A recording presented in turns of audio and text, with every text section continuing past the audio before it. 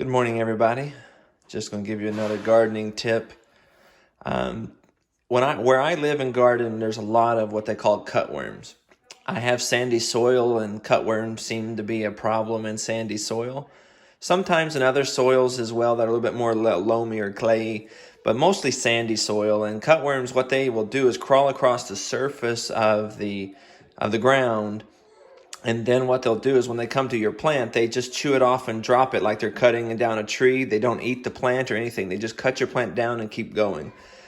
And the only way that really stop them is you got to put a little container or some sort around the base of the plant so that they can't so they can't find your plant. And it only has to go down in the ground about a ½ inch at most. They don't dig under the ground or crawl over the plant.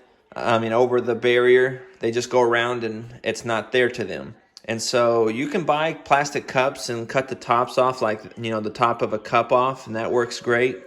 I like to make things as cheap as possible, and one thing that works great is milk cartons.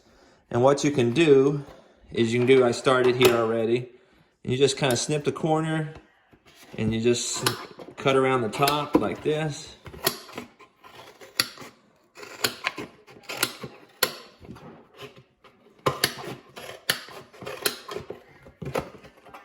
Make sure you have tough scissors or some other cutting utensil to help with this, because these cartons can be tough on the corners.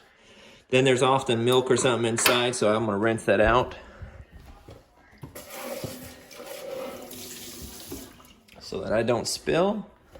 And then the next thing that I do is go to the bottom.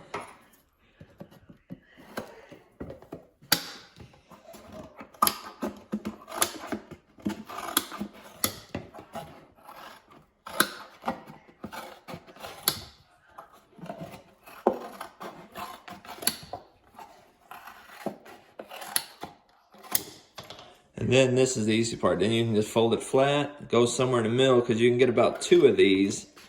And I'm sure if you experimented, you might even could get maybe 3. I just do 2 because that's what I've done in the past. And now you have 2 little containers. Your plant's down in the middle here, and this goes about, like I said, about a ½ inch into the ground. And it just is there. Works great. It's wax and paper, so it's biodegradable and friendly. I typically pull them up once the plant is big enough and throw this away, but it's up to you.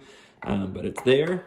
And to store it until then, you just kind of fold them in half and find your secret place. So by the time we're actually planting these in the ground in a few months, we got a lot of these on store, so we don't have to go buy cups or anything, and we can save a few dollars that way. Hope you enjoyed your little tip. Hope you have a great day, and God bless.